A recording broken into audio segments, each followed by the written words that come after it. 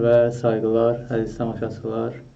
Bir daha sizi bu canlı yayın vasitəsilə xoş gördük. Ümidimiz var ki, dünyanın hər bir yerində, özellikle ana vətənimiz Güney Azərbaycanda olduğunuz qədər sağ və salamet olasınız. Geçenki canlı yayınımızda onun ardından bugünkü daha önce belirttiğimiz ve paylaştığımız bildiriğin esasında reportajımız olacak geçen canlı yayınla ilgili. Ancak ondan önce bildiğiniz gibi bir neçə gün önce Güney Azərbaycanda Miyana ve Sərab şəhərlərinin arasında olan bölgede bir yer titrəmiş və zəlzələ olmuş.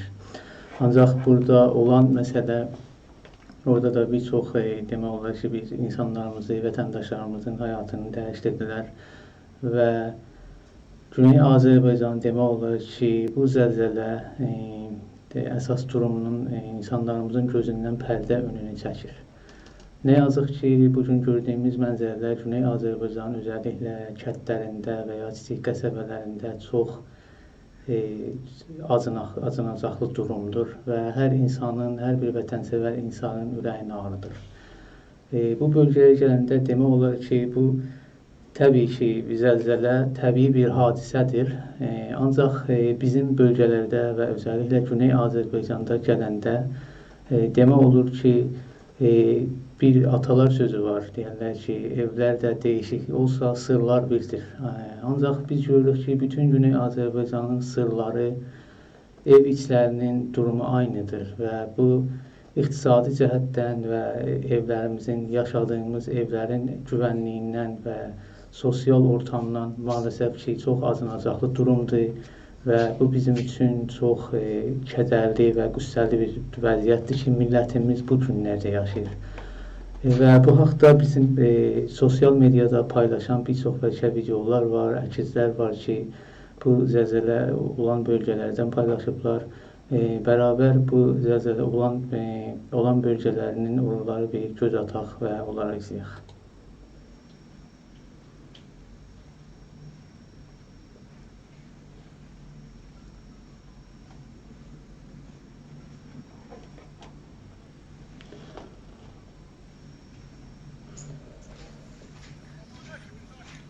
Yaşa.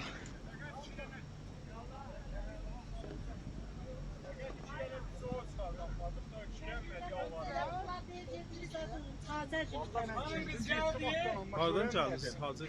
Harandadır? Biz Miyananın heyəti Kuhnəvərdisindən özümüz düyündəyim Dağ Televanı elmişik, alan bu onumuzu ödü təxliyə edirik. Sübhdən fəqət mərdumun yorğanın, döşəyin, yaxcalın o zindiksinin, mayehtiyatını daşıyıb yürümüşük salim yerə, ta avar bərdari olar. Sağ olun.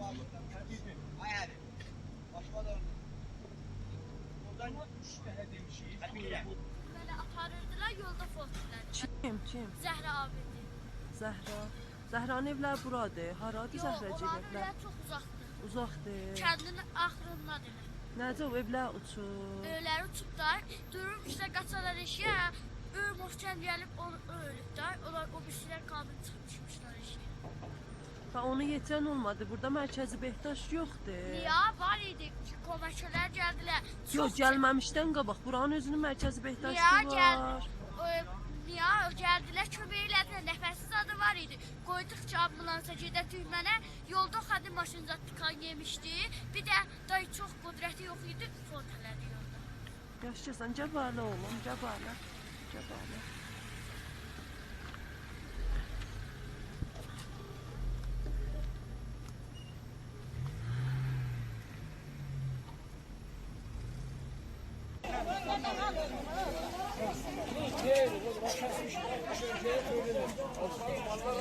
Vallahi böyle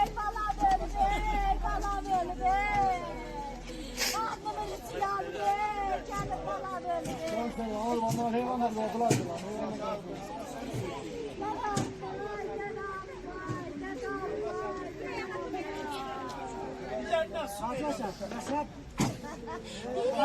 yetirmişəm, bir başdan. Dili yetirmişəm. Sizdən xahiş edirəm. Bu müşkül gəlib Allahın bəlasını bizi tutubdur. Bu nüruda tökülüb bizə, bizim Bərənkeşə. Bizim indiyəcən Bərənkeşdə imkanatımız yox idi. Heç dadımız yoxdur ağa. Ağa bu yarının 12 yaşında, 13 yaşında qız ölübdü. Bu buradan salim çıxıb. Burada bizim dərmanlı baxımımız var. Mən özüm də Kadri Behtaşlam. Burada kəbinsiz arvad getir bir dənə üzüyü satıb dərmanlar düzəldim. Mənim burada düftünüm olsaydı bu uşaq niyə ölürdü? Buradan tablo nəql edib, aparıb Türkçəmənə, Türkçəməndə bir dənə oksijen olmuyor. Oksijen olmayıb onun burnuna soxalan uşaq nəzət tapar. Bu mənə oldu imkana. Gecədən mən əsirlik kəlmə dünən saat 2:17 dəqiqədə bizəsirik. Burada biz demirəm gəliblər, köməklik eləyiblər. Zəhmət çəkiblər. Bəli, odur ki mənim intizarım var, eləmir. Ya ad famili o da de. Mənim familim xanım Hazəri Mirzəyi Bərənkeşi. Yaxşı o elə. Tamam. Doğulmada rahi tərab. Müəllimimiz yoxdur. Biz toplayıq, biz dərs oxuyanmırıq. Ələn biz əvvəldə çox qəşəng dərs olur. Ələn gəldik lazım. Müəllimimiz yedikdir dolu. Həydənimiz ələn biz dərs oxuyanmırıq. Doğum səbir qaçacaqdı. Bizim sistem ayımız olanda doğumun faizine gedir. Doğuma da bizim sistem ayımız qalırdı. Kara izlənir də bir səhər görümü gedib. Müəllimlə çərçimi düzəldə.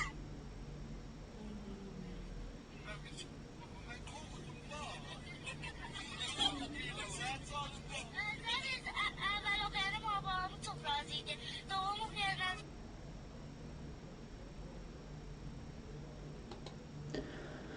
Bəli, gördüyünüz fotoğraflar və filmlər üzrə görürük ki, təbii ki, zəlzələ ya sel fəlakəti bir təbii bir fəlakətdir. Dünyanın hər bir yerində bu olaylar baş verir. Ancaq bizim bölgədə, bizim vətənimizdə bunlar baş verəndə böyük bir pərdəni bizim gözümüzün önündən qaldırır və millətimizin nə durumda, hansı durumda yaşadığını bizim gözlərimizin önünə sərir.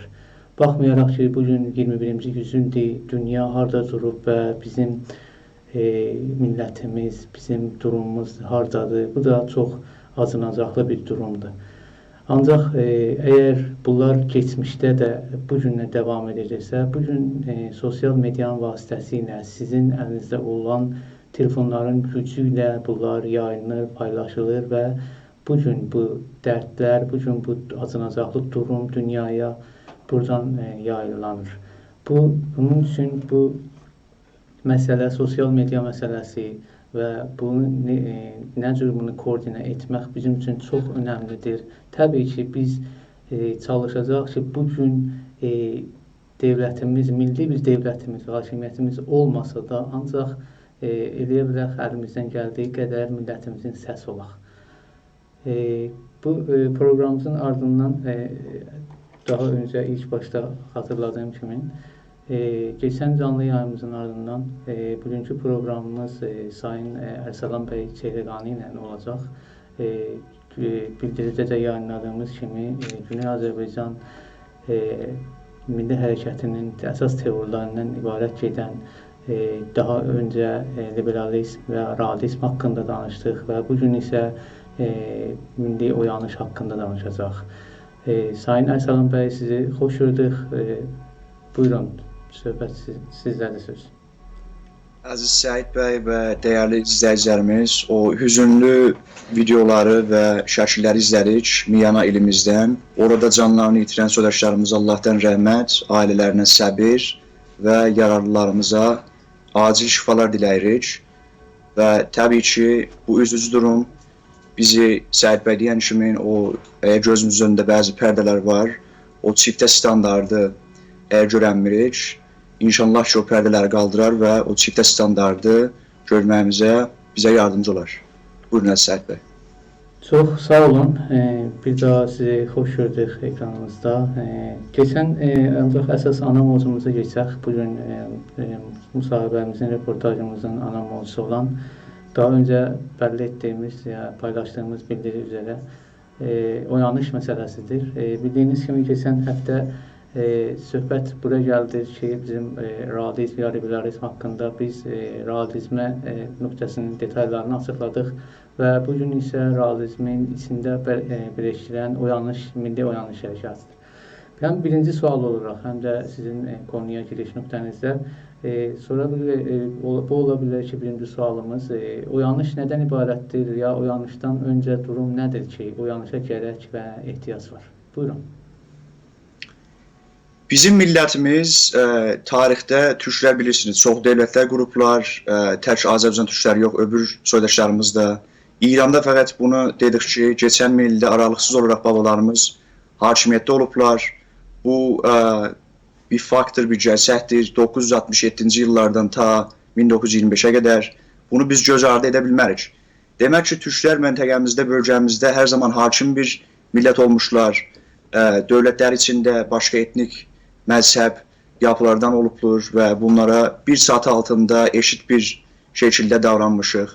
Amma təbii ki, 1924-də biz hakimiyyəti Rusiya, İngiltərə və Farsların ortaq planları ilə əldən itirmişik. Qacar hakimiyyətinin bəzi zəifləri olubdur. Yəni, heç savaş və qan tökülmədən maalesef bir millət, biz bunu göz ardı edə bilmərik. Bir millət rəsmən təslim edilibdir Rza Palani və Fars ırqçılarına. Biz bunları görməliyik, bunları bilməliyik. Demək ki, bizim oyanışa nədən ehtiyacımız var? Gəlin buna bir göz atalım. Bizim məsələmiz, dediyim kimi, biz türklər hər zaman hakimiyyətdə və gücdə olduğumuz üçün özümüzü azınlıqda və ya təhdiddə hiss eləməmişik. Və buna görə ehtiyac duymamışıq ki, ya babalarımız ehtiyac duymayıblar ki, millətlərinə, kültürlərini, kimliklərini, öz geçmişlərini və kimliklərini mənimsəmə qürurunu, hissini aşılayalar. Bizim bu açıdan böyük zəiflərimiz olubdur, babalarımızın böyük zəifləri olubdur ki, biz çalışırıq bunu bugün çoxlu itişilər, çoxlu qayıblar verdikdən sonra telafi edək bir və ya başqa yöntəmlərlə. Bəs o yanışdan öncə durumda bizim millətimiz, yəni baxınız, heç bir zaman eğitim sisteminə biz varid ola bilməmişik. Yəni rəsmi olaraq, rəsmi türk dilində İranda o zaman televizyon gəldi, radyo gəlməyə başladı və rəsmi eğitim sistemləri bütün kətlərdə, köylərdə varid oldu və gəlməyə başladı. Bu farsça oldu. Yəni bizi 100 ildir sistematik bir şəkildə istər Pəhləvi rejimi olsun, istər İran-İslam Molla rejimi olsun, bizi farslaşdırmaya devam etməkdədir və mənfi assimilasyona məruz qoymuşdur. Buna rağmen biz çıxırıq, gedirik ən ucqar kətlərimizin başına ki, eğitim yoxdur, eğitim heç zaman İran sistemində türkçə olmamışdır. Gedir deyir ki, mən türkəm. Yəni buna heç kim onu aşılamayıbdır. Yəni oyanışın önəmi burada bəlli olur. Şəhərə getdikcə bəzi fərdlərimiz, toplumumuzun nəfərləri getdikcə aslında olmaya başlayıb və özəlliklə Tehran kimin böyük bir mega kənddə ki, nüfusun %60-65'i türkdür. Bunlar gedirlər orada, uşaqları təhqir olunur və bunlar məcbur baxırlar ki, farsça danışalar və özlərini fars kimliyinə bürüyələr ki, o topluma vifq verə bilələr və kamuflə olalar. Əziz səhidlər. Demək ki, oyanışdan öncəki durumda bizim millətimiz heç bir şəkildə öz tarixini, öz kimliyini, öz hüquq və haqlarını olduğu kimi mənimsəyə bilməyibdir. Çünki hər zaman bir hakim türk varmış ki, o millət ən azından ordusal açıdan qoruya. Doğrudur, aydındır məsələ. Ancaq bu nöqtəyə gəldiyimizdə demək olar ki, oyanışdan öncə sizin dediyiniz kimi, oyanışdan öncə təbii ki, oyanış bir millətə gərəkir. Ancaq bizim millətin demək olar ki, geçmişdə bir milli hakimiyyəti olub və o hakimiyyət əldən getdiyindən oyanışa gərək durur. Ancaq bizə bənzər millətlər də var dünyada. Bizim gördüyümüz kimi bizə bənzər bölgəmizdə olsun ya dünyanın başqa yerlərində olsun. Oralarda metodlar, oyanış səviyyəsi necə gedir? Ya onlarla bizim Güney Azərbaycan milli hərəkətinin ortaq nöqtələri nələr ola bilər bugünkü dünyamızda yaşadığımız bu halda? Çox təmiz və təhlilli bir sualdır, əziz Səid bəy, təşəkkür edirəm. Bəs birinci sualımızda dedik ki, bizim millətimiz heç zaman 95'lərə qədər rəsmi bir oyanış, bir eğitim, yəni dövlətimiz də olubdur 1945'də, bu bir il ömrü sürübdür. Yəni millətimizin rəsmi olaraq demokrasi təcrübəsi maalesef yoxdur məntəqəmizdə, bölgəmizdə və bunun sorumlusu təbii ki, dedim, bəzi hakimdə olan türklərin oyanışa bəlkə ehtiyac duymadığının plan projələridir və ya yəni 1945-də qurduğumuz hakimiyyət bir il sürür və bu Sovyet blokunda olduğu üçün maalesef yine Tehran rejimi tərəfindən bir il sonra yıxılır və 30-35 min insanımız qətlinə yetirilir. Demək ki, bizim demokrasi ilə təcrübəmiz yoxdur. Amma Amerikaya baxırsınız, 1776-lardan demokrasi təcrübəsi var və yine Avrupaya baxdığımızda, qardaş Türkiyəyə baxdığımızda 1923-dən beri dövlət təcrübəsi var. Demək ki, biz hələ başlanğıcdayıq. O zaman gəlin bir bölgəmizdə, dünyada bizə bənzər bəzi hərəkətlərə baxalım. Bunların ən başında Hong Kong'dakı protestolar gedir ki, 2003'dən beri sıx-sıx gündəmdədir. Hatırladalım, Hong Kong bugün rəsmi olaraq yəni Çinin torpaqları içində olan bir məntəqədir. Nüfusları da 7 milyon yarımdır. Bilirsiniz, Çinin nüfusu 1 milyar yarımdır. Demək ki, çox böyük və otoriter bir güc o nüfusla, o ekonomiyle, o orduyla Hong Kong'u tamamen salıb mühasirəyə. Bunların bir tarixçəsinə baxalım. Hong Kong'un realitəsi budur ki, 1800'lü illərdə İngiltərə İmparatorluğu, İngiltərə Krallığı Çinlilərlə savaşa gedir və Hong Kong'un kontrolünü öz öhdələrinə alır İngilislər və aralarında anlaşma olur ki, 99 il Hong Kong ekonomik və geografi olaraq İngilistanın himayəsində qalar. Və bu sürə 1997-ci ildə sona ərir. İngilistan Hong Kong'un Çin'e təslim edilməsini qəbul edir bir şərtlə. Bu şərt nədir? Budur ki, bir vətən, iki sistem. Yəni Hong Kong teknik olaraq Çin'in bir parçası olsa da özünə məxsus bir sistemi var.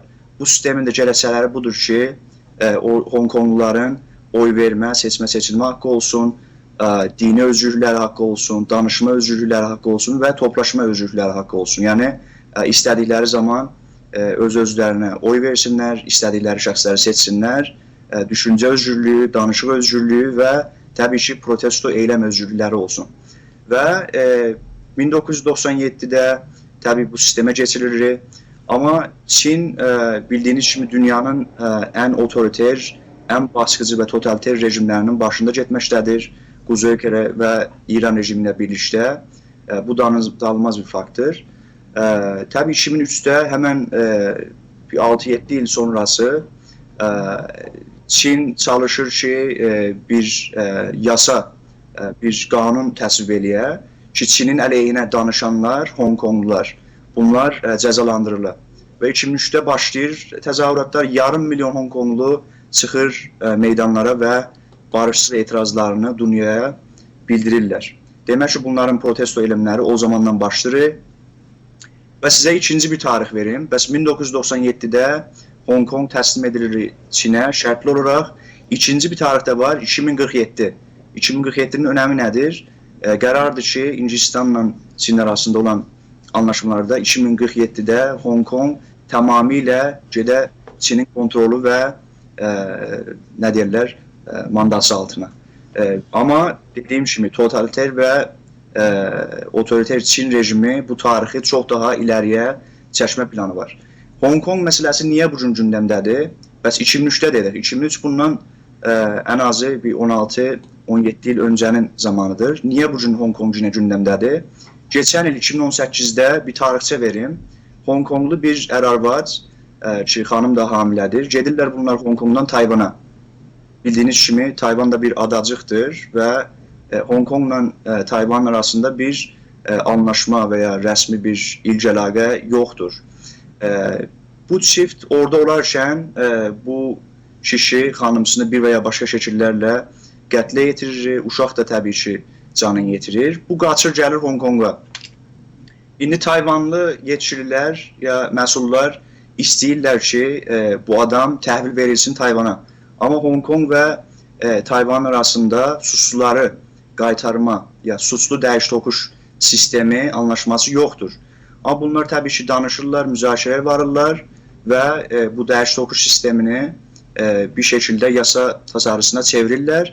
Amma bu qanun təsvir məsələsi prosesi içərisində Çin də məsələnin içərisinə girilir ki, əgər birisi Çində Çinin əleyhinə bəzi işlər gördü, Hong Konga qaçdı. Hong Kong qərardır ki, bu yasa tasarısı ilə məcbur baxılır ki, təslim edə o suçluları Çinə. Və bildiyimiz kimi Çində heç bir yargı sistemi, ondan sonra separation of powers, yəni güclərin ayrılığı yoxdur. Yəni tam bir totaliter, otoriter rejimdir. Bildiyiniz kimi həm İç Mongoliyanı, həm Tibeti, həm Doğu Türkistanı udubdur bu əjderha və orada heç bir insan haqlarına sayğı yoxdur. Bugün milyondan çox, yəni Batı mediasının yazısına əsasən, BBC-nin, France 24 News-un yazısına əsasən 1 milyondan çox Uyğur çeşitli toplama kamplarındadılar. Aynən Nazi və Gulag kamplarına bənzər. Bunları mən niyə deyirəm? Buna görə deyirəm ki, Hong Konglular nüfusları 7 milyon yarım olmasına rağmen 1 milyar yarımlıq Çinin qarşısında, o devin qarşısında dururlar və yılmırlar, qorxmurlar. Çünki bunlar bilirlər ki, şüarları budur. Biz indi sussaq, sonuna qədər səsimiz kəsik qalacaq.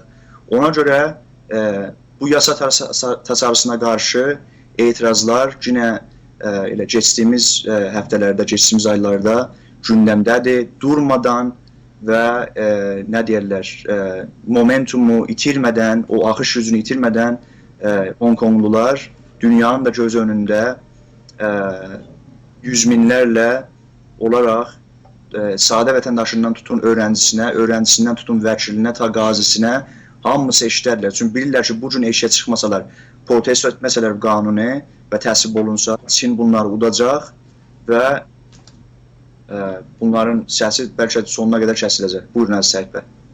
Çox sağ olun.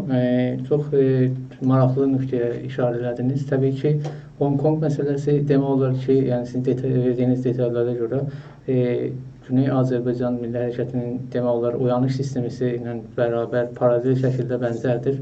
Ancaq sizdən aynı zamanda siz verən detalların aynı zamanda biz də çalışacaq ki, orada olan plakartlar, ya şüarlar, olan taktikləri, yəni bu yürüyüşdə, bu təzahüratda rahbeymanilər şeyliyində onlardan hansı detallar var, onları da sizə aktaraq sizin söhbətinizin aynı zamanda işləndə. Buyurun.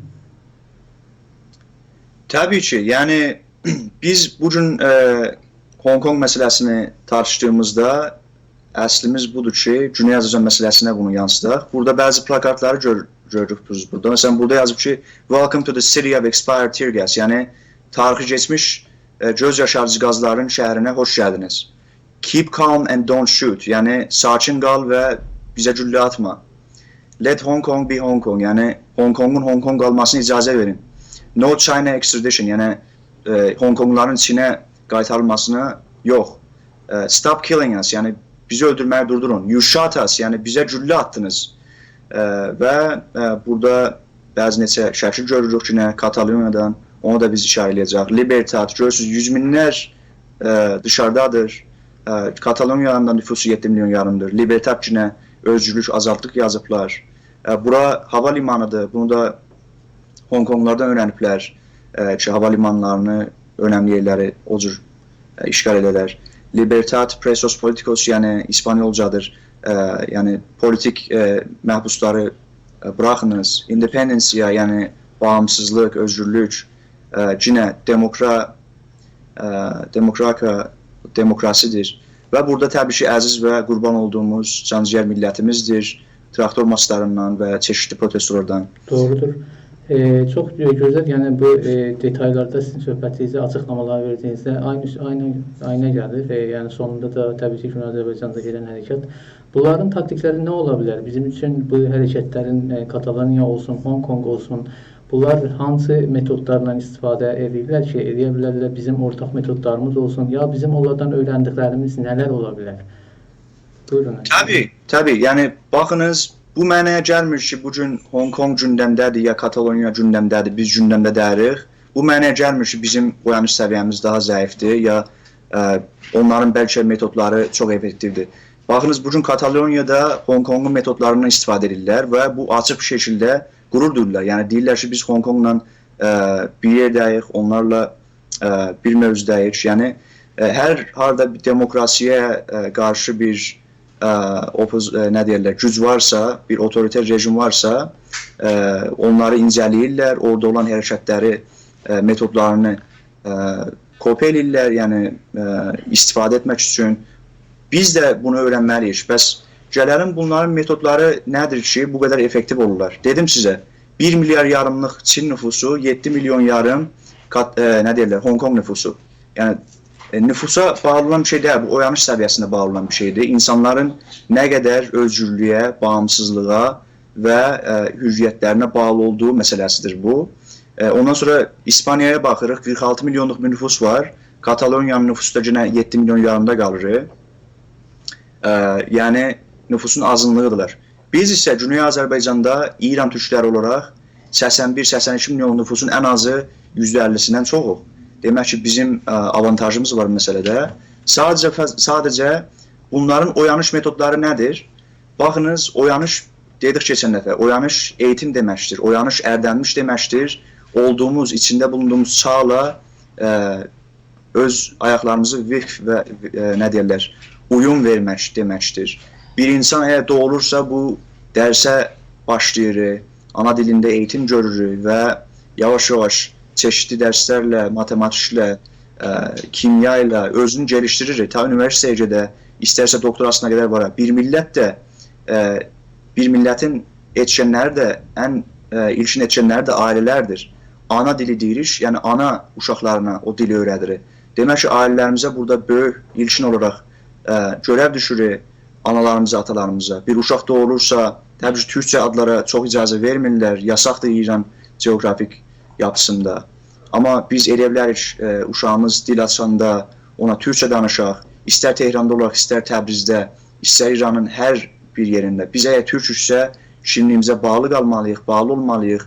Baxın, Hong Konglular yəni 7-70 demədən hamısı sokaqdadırlar. Çünki deyirlər, bugün biz səssiz qalsaq, səsimiz həmişə boğulacaq. Ondan sonra Katalanlar 7 milyon yarımdırlar, amma deyirlər, biz İspanyol deyilik. Ondan sonra biraz tarixçəsindən indi birazdan sonra deyinəcək Katalanlarıma İspanya krallığının. Demək ki, uşağımız dil açarkən ona bir Türkçə kitab vermək, əgər rəsmi bir qazete, rəsmi bir radyo, televizyon yox isə, baxınız, bugün internet dünyası çox dünya kiçildibdir. İnternetdən bugün Türkiyə şovlarını, Diriliş, Ertuğrul, ondan sonra savaşçı diziləri var. Bunlar sadəcə bir neçə örnəkdir.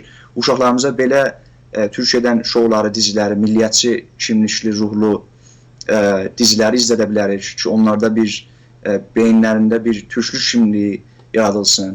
Əgər bir tiyatro var, türklüklə ilgili, Babəklə ilgili, mən uşaqlığımda hatırlayıram Təbrizdə getmişdik Babəklə ilgili bir tiyatroya. Hələ də mənim yadımdadır. Bəlkə o zamanlar 6-7 yaşım var idi, amma onun bıraktığı məndə etki bəlkə ömrünün sonuna qədər davam edəcək. Bəs oyanış ailələrdən başlayır. Bəs gedək Kataloniyada və Hong Kongda hangi metodlardan istifadə edirlər? Əziz səhibə, bunların bir şuarı var. Bir aktör var Çinli, Bruce Lee. Bunun bir sözü var. Deyir ki, be water my friend. Yəni, mənim dostum, su kimin ol, su kimin axımlı ol. Su haraya doldurursunuz onun formunu alır və bu protestozlarda bu axım teorisini nəzərdə alaraq 5 yerdən, Kataloniyada 5 yerdən bir yerə toplanırlar, yüz minlər olaraq və görürlər ki, hər yerdə polis barikadı var, gedirlər başqa məntəqəyə və toplanışların da qaynağı Telegramdır. Encrypted, yəni orada görsənmir kim bu toplantını icraya təşkil edir. O açıdan tutuklanma daha az olur. Lazım deyil ki, bizim hərəkətçilərimiz öz adları ilə, öz üzvləri ilə dəvət eləyirlər cəmaatı protestolara. Amma biz Telegramda, sosial mediada, Instagram, Twitter və WhatsApp'da çox güclü olmalıyıq.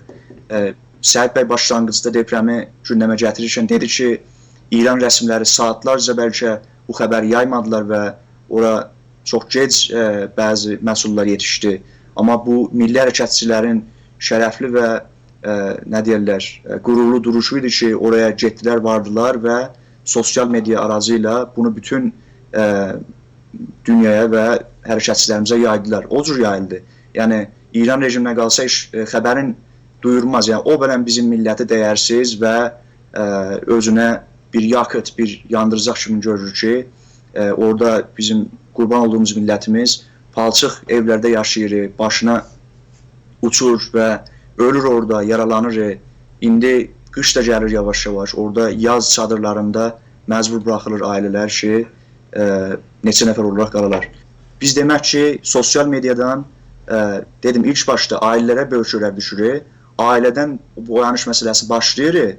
Əgər bir Güney Azərbaycanlı ailə istəyir, imkanı var tətilə gedə, buyurun qardaşım, Quzey Azərbaycana gedəlim, buyurun Türkiyəyə gedəlim, uşaqlarımızı oraya götürəlim. Bir tanış olsunlar ki, biz kimik, biz Türk'ük. Türk'ün Quzey Azərbaycanda hər halda otoriter də olsa bir devləti var, Türkiyə qardaşımız var, orada güclü bir Türk devləti var.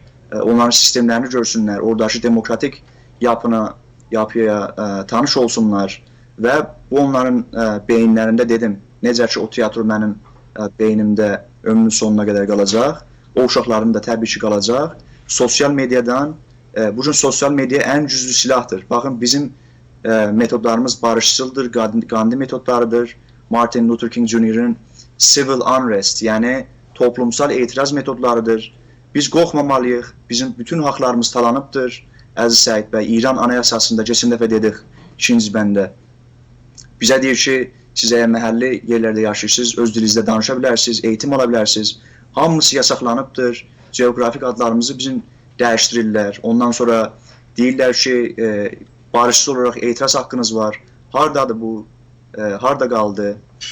Yəni, heç bir özlərinin belə qəbul etdiyi haqlara bizi layiq görmürlər. Demək ki, bu millət, dedik keçən dəfə, realizm dünyasında yaşayırıq. Heç bir güc, nə batı, nə də qonşu ölkələr bizi qurtarmaya gəlməyəcək. Yəni, gəlmə lüksləri də yoxdur. Çünki biz öz başımızayıq, realizm dünyası bunu gərəkdirir. Ona görə özümüzü gücləndirməliyik. Oyanış, milli bilinç, milli kültürel anlayış və o türklük kimliyimizlə qürur deməkdir. Bunu öz imkanlarımızla, kitabdır kitab, ailə eğitimidir eğitim, qonşularla danışmaqdır danışmaq, utandırmalıyıq onları, deməliyik ki, Fars rejimi bizə necə baxır. Baxınız, bu bəlkə siyasət dünyasından biraz uzaq olur, amma rəhmətli Elçi bəy deyir ki, siz Türk olduğunuzu unutsanız da, düşməniniz sizin Türk olduğunuzu unutmayacaq. Bunu nəzərdə alaraq, biz hər milləti eşit görürük İranda. Yəni, Farsı da əzizdir, öbürləri də əzizdir, amma heç kimin haqqı yoxdur. Biz özümüzü hər millətdə eşit görürük. Bu mənaya gəlir ki, Farsın hangi haqqı var İranda, biz də o haqqa malik olmalıyıq. Doğrudur, aydındır. Təbii ki, Hong Kong'dan veya Katalonyadan söhbət gedəndə, aynı zamanda Doğu Türkistan'dan bugün görürük ki, onlar yaxşısı budur ki, onlar xiyabanlardadırlar, hava limanlardadırlar, ən olan stratejik yerlər, işgal edirlər, tuturlar, taktikləri var. Demək ki, onlar illər boyu zəhmət çəkiblər. Yəni, bu milli şuuru millətlərinə yeridiblər, milli şuuru millətlərindən təmin ediblər, oxutdurublar, maarifləndiriblər. Bugün bu nöqtəyə gəliblər. Bugün Güney Azərbaycanda gedən proseslər nə etmək lazımdır? Yəni, Güney Azərbaycanda az öncə başladığımız kimi gördük. Yəni, zəlzələ kimi, sel kimi fəlakətlər təbii bir fəlakətdir və necə ki, dünyanın hər bir yerində yaşanır. Ancaq bizdə nə cür yaşanır və nələr ortaya çıxır ki, demək olar ki, illər boyu bizim onlardan xəbərimiz yox idi və bugün də əgər sosial media olmasaydı, gənə onlardan bizim xəbərimiz olmayacaqdı. Bu millətə nə etməliyik? Yəni, əgər biz adımız milli aktivistdirsə, milli fəaldırsa, bizim taktiklərimiz nələr olmalıdır bugünkü şəraitə uyğun? Təbii, burada mənim intiqadlarımız olacaq Batıdan. Geçən günlərdə Fransa'dan önəmli bir qəzetə və onun qəzetəcisi liderimizlə əlaqəyə geçdi. Burada deyildi ki, baxınız, Batı çiftə standart uygulur. Biz Türklər həmişə müasir bir toplum olmuşuq. Yəni, baxınız, Camuhun belə üç payasından, üç ayağından, duruşundan birisi çağdaşlıqdır, türkçülükdür və inanc özgürlüğüdür. Yəni, bunlar hamısı bugün ən demokratik dövlətlərdə olacaq sistemlərlə uyğun görüş, baxış açılardır. Amma Batı təbii ki, çiftə standart uygulur. Yəni 2006 mayısda bizim protestolarımız oldu. 16 şəhərdə milyonlarca insanımız çıxdı. Çoxlu şəhidlərimiz oldu, yaralılarımız, tutuklarımız, işgəncələr və bunların davamları. Ondan sonra bugün 4-cü il dönümüdür. O tualet fırsatçı, alçaq o ırkçı fars zehninin Türkiyə layiq gördüyü görüş. Ki bu adam orada sözdə bir Azərbaycan-Türk ailəsi, ata ilə oğul proqramdadılar. Bu uşaq sanki biraz, məsələn, üzr istəyirəm, geri zekalıdır. Gedir tualetə, dişlərini fırsalaya. Baxınızsa, fars bunu bizə layiq görür. Biz bununla yaşaya bilərik, razıyıq, tamam. Amma yaşaya bilmirik, özümüzü qurtarmalıyıq, əziz millət. Baxınız, orada gedirik və böyük fırçanı, yəni tualet fırçasını kullanaraq ağzını yuyur və atası orada bir iki kəlmə türkçə danışır və deyir ki, sənin ağzından dişləri yumusan, niyə pislik gəlir? Bilmirəm, yəni bilmirəm deyir. Yəni, fars ırkçı zehniyyəti bunu sənə layiq görür. Demək ki, biz, baxınız dedim, babalarımız da bizə heç zaman oyanış aşılamayıblar, milli kimlik aşılamayıblar. Biz, yəni, uduzmuş olaraq bu hərəkata başlamışıq. Hər şeyimizi itirmişik biz. Nə kimliyimiz, nə hürriyyətimiz, nə toprağımız, hər şeyimiz talanıbdır. Demək ki, babalarımız bizə, baxınız, Türkiyədə Çanakkale Savaşında getdilər. Liderimiz hər zaman deyir ki, mən hüzünlənirəm onu işləndə.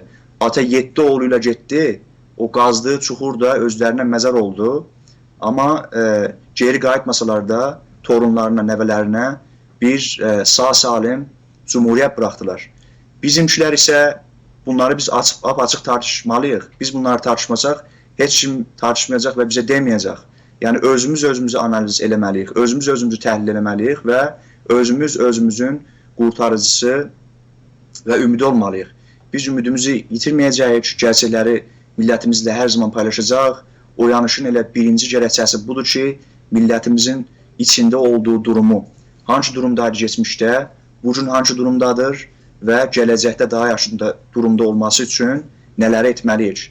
Əziz Səhət bəy, çoxlu metodlar var. Biz, İran rejimi çox qəddardır. Bugün Abbasisanilər, dəyərli öncülərimiz, başqa böyük öncülərimiz İran zindanlarındadılar. Ərdəbildə, Tehranda, Təbrizdə.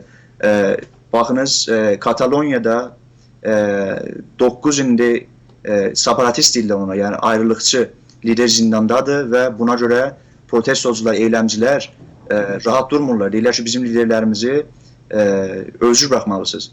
Çiftə standarda dedim, yəni məntəqəmizdə, bölgəmizdə bəzi etniklərə ana vətən qurmaya çalışan Batı, bugün Avropanın göbəyində, İspaniyanın qırağında Katalanlara özgürlük vermə lüksündə deyil. Biz ona görə bunlardan dərs çıxartmalıyıq. Katalanlar öz kimliklərinə bağlıdırlar, çox önəmli oyanış səviyyəsinə çatıblar. Yəni 7-dən 70-ə %90 oranında, əziz Səhət bəy, bir referandum oldu və %46 oranında bir qatılım olmasına rağmen, çünki İspaniya oylamanı təbən yasaqladı çoxlu yerdə, amma %46 qatılım oranı ilə %90 rəy verdilər ki, biz Katalanlar olaraq ayrılmaq istəyir İspaniyada. Amma Avropa Birliyi bunu görmək istəmir. Avropa Birliyi bunu qəbul etmək istəmir. Ona görə biz Güney Azərbaycanlılar, bu mənəyə gəlmir ki, bizim düşmənimiz çoxdur, dostumuz azdır. Amma realist baxışla elə belədir. Yəni biz tək başımızayıq, amma az da deyirik. Dedim, İranda biz nə Kataloniya kiminik azınlıqda, nə də Hong Kong kiminik. Biz İranda çoxunluq, yetər ki biz çalışmalarımıza, barışçıl çalışmalarımıza devam edək.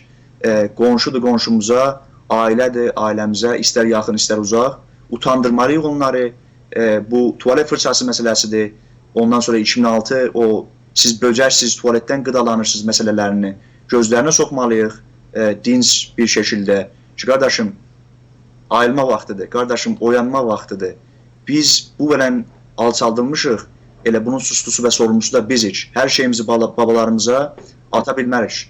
Babalarımız tamam, bizi təslim ediblər düşmənə, savaş olmadan, bu onların suçu. Bəs biz onların nəvələri nə edəcək? Gələcək nəsilləri də mi bu zillətə düçar edəcək. Ona görə sosial mediada millətimizin durumunu olduğu kimi dünyaya yaymaya davam edirik. Bugün Türkiyədə çox güclü bir qalamız var. Biz qardaş Türkiyə deyirik üçün onlarla bir görüş açısındayıq, bir kültürdən gəlirik, bir millətik və yeni orada yaranan Cumhur İttifaqı, Güney Azərbaycan məsələsinə daha sıcaq baxırıq. Keçdiyimiz günlərdə Olcay Kılavuz bəy Türkiyə Böyük Millət Məclisindən o traktorunun və millətimizin qurban olduğumuz millətimizin orada təzahüratları ki, Türkiyə və Barış Planı hərəkatına dəstəkləri var idi. Türkiyə də bunu yanıtsız və sahibsiz buraxmadı. Demək ki, biz geopolitik olaraq baxmalıyıq. Kimlər bizim baxış açılarımıza yaxındılar. Bizim dövlətimiz olmasa da öz milli mənfəətlərimiz var. Milli mənfəətlərimizə yaxın qonşularımızla ilgi irtibatda olmalıyıq. Təbii ki, türk kimliyimizdən, sağlam duruşumuzdan, satılmaz kimliyimizdən təviz verməyərək, əgər millətimizin ləhinə və yararına bir yöntəm var isə, bunu %100 təbii ki, uygulamalıyıq. Aydındır. Salam bəy. Doğrudur. Ancaq məsələ buraya gələndə təbii ki, biz bu millətlərin əldə etdiyi dəyərlərdən, savaş, mübarizə metodlarından biz söhbət etməliyik və bunları millətimizə sunmalıyıq. Bunların bugünkü məsələdən siz çox detallı axtardınız. Bunların milyonlarca xiyabanlara gəlmələri, baxmayaraq ki, qat-qat bəlkə bugün Güney Azərbaycan Türk millətinin nüfusları qat-qat azdır. Ancaq bizdə bir boşluq var. Sizin dediyiniz kimi bu oyanış məsələsidir. Oyanış məsələsi gərəkdiyi an teori, yəni basic teori məsələlərdən ta ailələrimizə, evlərimizə getməkdən bugün axsan o gərəkən nöqtəyə yetişməmişik. Yəni ki, yetişsəydik, bizlər də bugün edə bilərdik ki, bu məsələlərdə ya onlara bənzər məsələlərdə eşit olaq, ayaqda olaq, dimdik və bugün oyandığımız qədər ayaqda durmuşuq. Yəni, baxmayaraq ki, demirik tam zəif nöqtədəyik, amma dünyanın diqqətini çəkəcək bir nöqtədə ya bir durumda deyirik. Bu haqda nə metodlar ola bilər? Yəni, Güney Azərbaycan öz içində, öz özəlliklərinə bənzər ki, biz başqa dünya millətlərin metodlarını həm mənimsəyərək və həm Güney Azərbaycanın öz yerli kültürünü mənimsəyərək hansı oyanış metodları ola bilər ki, bizim üçün faydalı olar? Təbii ki, bunu deyim Əziz Səid bəy ki, bizim millətin çox da dışarı çıxmamasının nədəni bu ola bilər ki, bu zalim İran rejimi bildiyiniz kimi çox qəddardır. Yəni, heç bir etirazlara təhəmmülü yoxdur. Bir də bu gerçək vardır ki, biz bu teoriya baxmalıyıq. İnsanların bir piramid var da, yəni ilk öncə biz aclığımızı, yəni insan əgər acdır, yəni ac olsa heç başqa bir şey düşünməz. Bir şəşmək dalısıca düşər. Yəni insanların yapısı, o nə deyərlər, insanların başlanğıcdan indiyə qədər gərəkçələri və ehtiyacları var. İlk öncə aclıqlarını rifa eləməlidirlər və qarşılamalıdırlar. Bizim milləti bugün ac saxlayıbdır bu İran rejimi və yəni bir tişə əşmək dalısıca onu salıbdır. Demək ki, baxın, Batıda biraz durum fərqlidir. Bunların ekonomik durumları daha yaxşı olduğu üçün və zamanları olur, açıqcası deyim. Yəni, ac olan bir millət, uşağını doyuranmayan bir millət, bugün Miyanadan şəkilləri, videoları göstərdiniz, içimiz qan ağladı. Yəni, o nə vəziyyətdir? Millət palçıq evlərdə çoxunun hələ elektriği, qazı, suyu yoxdur, ya fonksiyonel tualet sistemləri yoxdur. Millətimizi məcbur buraxıblar. O bilən İranın alt yapıları var, qaz gəlirləri var. Bizim məntəqədən oğurlayıb başqa məntəqələrə götürdüyü doğal zənginliklər var. Bizim millət amma bu zillət durumuna məcbur buraxıblar. Ona görə deyim ki, millətimizi bu aziz durumda buraxdıqları üçün millətin də çox zaman həvəsi olmur bu daha sonraki məhəllələrə gələn, məsələn, qurtuluş, azadlıq, bağımsızlıq dirəklərini qarşılaya. Ona görə biz ekonomik durumlarımıza da çox diqqət eləməliyik. Yəni bunlara baxmadan, bunlara göz atmadan, realist bir açıdan biz başarılı ola bilməyəcəyik. İlk öncə bəs millətimizin nədən bu qədər ekonomik açıdan İran rejimi tərəfindən zillət içində buraxıldığını incələməliyik. Təbii ki, çoxlu araşdırmacılarımız var, çoxlu yazarlarımız var, çoxlu ekonomisyenlərimiz var Dünya Milli Hərəkətləri içində. Ondan sonra bunları millətimizlə paylaşmalıyıq ki, bəli, bu ekonomik zillətin içindən çıxmaq üçün də ilk öncə biz demək ki, azadlığımızı, öz haqlarımızı tapmalıyıq. Çünki bu rejim, İran rejimi heç zaman biz ondan islahat tələb etmirik. Çünki bu İran rejimi eynən Pəhləvi rejimi davamı olduğu kimi bizim hakimiyyətimizi qəsb edibdir. Onlar min insanımızı qətlinə yetiribdir, barışsız insanımızı, bizim hürriyyətimizi, azadlığımızı, bağımsızlığımızı, yəni bir dövlətin və bir millətin ən dəyərli varlığını uğurlayıbdır. Bizim bundan heç bir istəyimiz yoxdur və bunu biz başarmalıyıq ki, barışsız bir şəkildə, baxın Martin Luther King Jr. əvvəldə gülürdülər buna. Bu deyirdi, mənim bir xəyalım var ki, Washingtondan milyonlar olaraq yürüyək, eşitlik üçün, barış üçün. Bizim liderimizin də, bizim şəhid əmanlərimizin də, bizim öncüllərimizin də bir xəyalı var idi ki, bu qəbristana çevrilmiş Güney Azərbaycan milləti ki, ölüm yuxusuna salınmışdı. Bu 100 illərə yaxın asimilasyon sürəci sonucu. Gülürdülər. Amma 2006-da o toğun elədilər, o qələt elədilər İran rejimi və gördülər ki, 100 minlər ayağa qalxdı. Amma dünya yenə bizə dəstək vermədi və əlimizdən tutmadılar. Tək istəyimiz demokrasi, tək istəyimiz barış və insan haqları və eşitlik idi. Və bu da bizə dərsdir. Yenə ondan sonra bu 4-cü il dönümü dedik, o tuvalet fırsatı məsələsi, yenə millətimiz eşiyə çıxdı. Biz demək ki, özümüzə bağlı olmalıyıq, oyanışa qısıtlı imkanlarımız var, bəli, qısıtlı imkanlarımız var.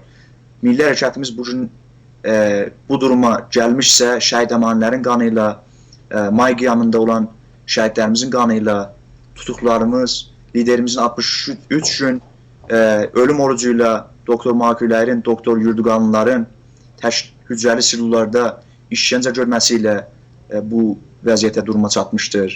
Ona görə bayrağımızda olan o qırmızı qanımızdır və qürur qaynağımızdır. Şəhidlərimizi hər zaman sayğı və özləmlə anırıq. Realist açıdan demək ki, Güney Azərbaycan əgər istir bir Hong Kongdaşı kimin, Kataloniyadaşı kimin bir milli uyanış səviyyəsinə çata, təbii ki, baxınız, bugün İran rejiminin otoriter olması sonucu, qəddar olması sonucu milli hərəkət təbən sınıbdır traktor maslarına. Bu gözəl bir məsələdir, amma bununla tək, nə deyirlər, sınırlı və qısıtlı qalmamalıdır. Baxın, biz bəşləməməliyik ki, düşmən bizə toğun eləsin və biz bunun qarşısında çıxaq reaksiya və protesto verək. Biz hər zaman protesto etməliyik. Çünki dedim, bizim ən ilkin haqlarımız bizə yasaqlanıbdır, millətimiz zillət içindədir. Ekonomik açıdan, sosial açıdan, politik açıdan, biz nüfus açıdan çoğunluq olsaq da, bugün siyasi açıdan azınlıqdayıq, yəni sıfırıq.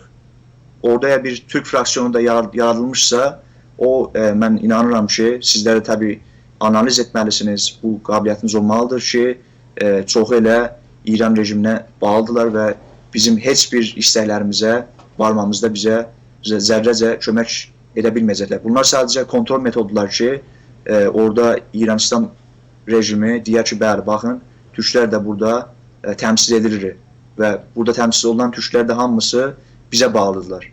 O halda ki, elə deyil. Millətin çoxunluğu dedim, ekonomik açıdan liderimiz hər zaman danışılanı deyil, bir şülətə möhtacdır.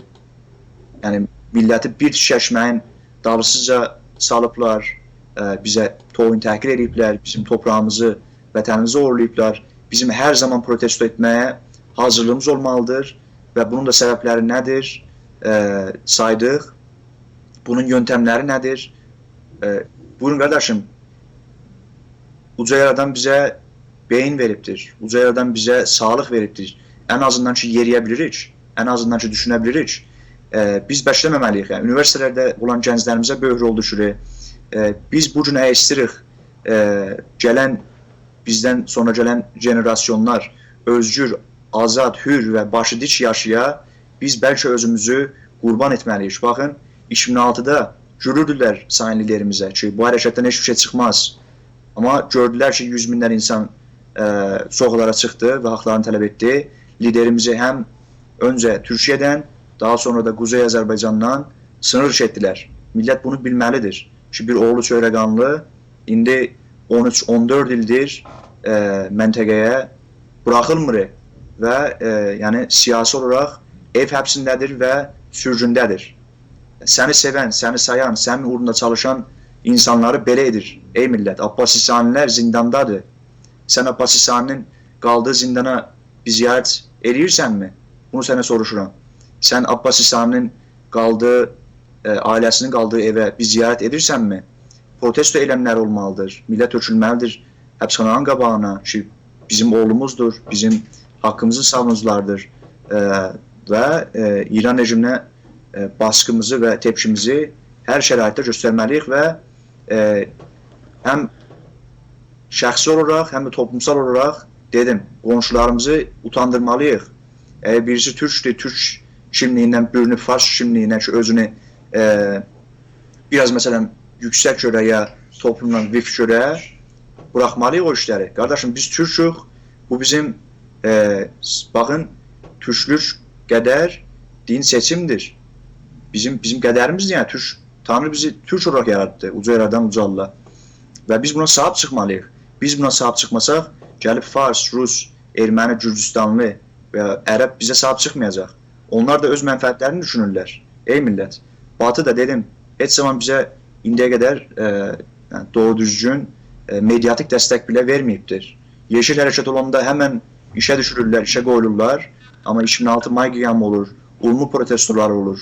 Ondan sonra tualet fırsatı məsələsi protestoları olur. Heç bir gündəmə gətirmirlər bizi. Ona görə bugün dedim, Türkiyə dövləti və onun hakimiyyətində olan Cumhur İttifaqı bizə daha sıcaq baxır gün hərəkatına. Biz özümüzü daha da içəridə gücləndirməliyik və təbii ki, müttəfiqlər, yəni bizim milli mənfəətlərimizlə uyğun müttəfiqlərlə qabağa gedərək bu hərəkatı daha da güclü təmsil etməliyik, qardaşlarım. Bugün Hong Konglu, baxın, qürurludur. Bugün Katalonyalı, Barcelonalı qürurludur. Biz Türkük, biz keçmişə baxaraq babalarımızın nə böyük işlər gördüyünü, bizim tariximizdə Nadir Şah Əfşarlar, ondan sonra Ahmet Qacarlar var. Bunları biz unutmamalıyıq. Və biz böyük işlərə qadirik. Yəni, toplumumuz da bugün çox eğitimlidir əslində. Fərdlər olaraq çox eğitimlidirlər. Sadəcə bu milli bilinci, milli eğitimi, milli uyanışı bir səviyyəyə vardırmalıyıq ki, dedim, sosial media ilə əgər bəzi dostlarımız görürük, qonşularımız görürük, onları uyarmaqla, durumu olduğu kimi açıqlamaqla herhalde əlimizdən gələni bugün eləməliyik biz, əziz Səid bəy. Aydındır.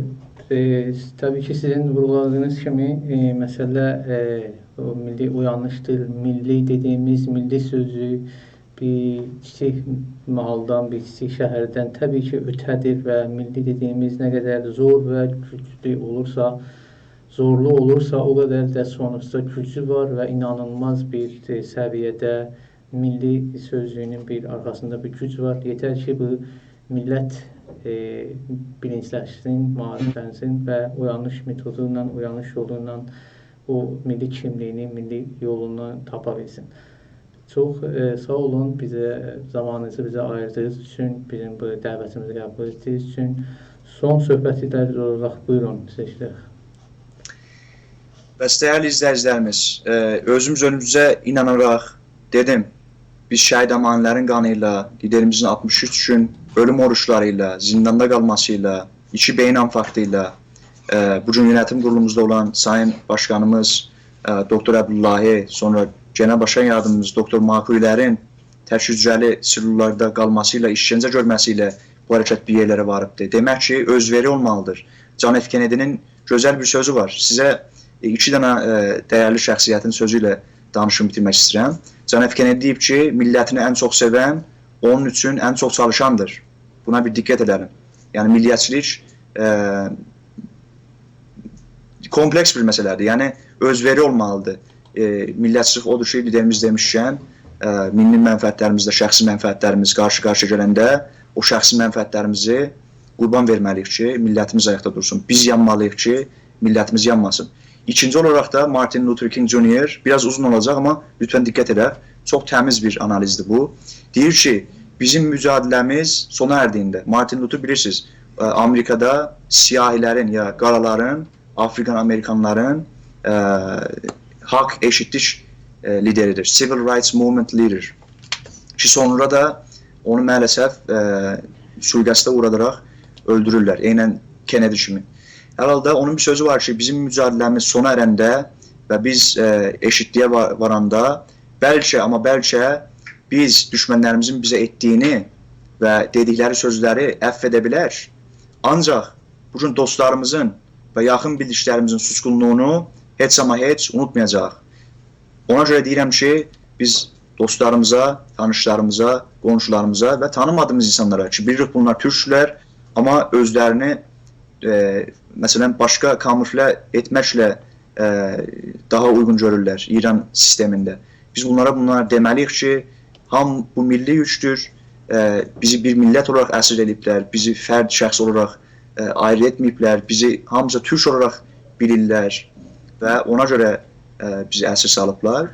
Qurtuluşumuz birliyimizdəndir, əlimizdən gəldiyi qədər dedim. Biz hamımız əlimizdə smartfon var, çox gözəl, yoxumuzdur, lütfən paramızı save edib, paramızı yığıb bir dənə ağırlı telefon alaq ki, bu internet imkanı olsun və video imkanı olsun. Özümüz reporter olacaq, yəni gazeteci olacaq, özümüz jurnalist olacaq. Hər yerdə bir Türkiyəyə qarşı eşitsizlik gördük ki, bugün Sayın Doktor Marki Genel Başkan Yardımcısı çox gözəl çalışması var Instagramda. Millətə səslənir və onlar yüzlər yerdən video göndərirlər. Özümüz olmuşuq, özümüzün media mənsubları və hərəkətimizin şərəfli, qeyrətli fərdləri. Millətimizi oyandırmağa devam, gələcək bizimdir. Mən çox ümidliyəm. Ümidimizi heç zaman yetirməyəcək. Görün, hardan haraya gəlmişik və inanıram ki, qonşuluğumuzda olan ölkələr və dünya gücləri də bizim potansiyelimizə tanış olaraq haqqımız olan dəstəyi də, yəni mənəvi dəstəyi də verəcəklər və Güney Azərbaycan milləti o self-determination haqqında ki, hər millətin haqqıdır, yaxın gələcəkdə öz istədiyi kimi istifadə edəcək və millətimiz ekonomik, sosial və siyasi açıdan əsənliyinə və sağlam duruşuna varacaqdır. Sizin hamınıza təşəkkür salamlar, Allahın əmanında. Çox sağ olun, təşəkkür ederiz. Əslən bəyə bizə qatıldığı üçün təşəkkür edirik bir daha. Ancaq bu günə uyğun və münasib nöqtə var ki, başlanğıcımızda bizim zəlzələ olduğu bölgələri göstərdik və sonunda milli oyanış məsələ haqqında söhbət etdik. Ancaq bəlkə bunlar sıralamada aynı konu və iç-içədirlər.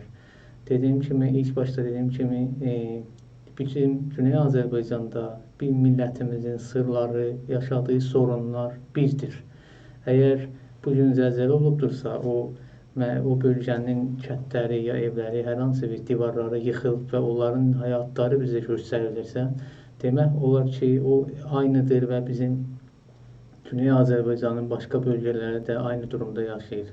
Və bu təbii fəlakətdir ki, nə zaman oralara gələ bilər, olmaya bilər. Bu bizim əlimizdədir. Ancaq bunlar bizi birləşdirə bilər, bunlar bizi yan-yana gətirə bilər, bunlar bizim milli hərəkətimizə güc verə bilər. Yetər ki, biz bunları maarifləndirək, bilincləşdirək və milli hərəkətimizi daha gücləndirək, milli hərəkətimizin daha gücünə güc qataq. Gördüyünüz kimi ilk başda orada olan qız uşağı ki, neçə ay öncə, zəlzələdən neçə ay öncə bu mədrəsədə olan ya müəllimsizlikdən olan dərddən və söhbət edir və bu zəlzələdə görürük ki, həyatını dəyişdirir. Ancaq bu İran hakimiyyətinin, Tehran hakimiyyətinin heç bir umrunda deyil. Niyə ki, bizim vətənə, bizim millətə ikinci səviyyəli bir millət, yəni ona aid olmayan bir torpaq gözü ilə baxır.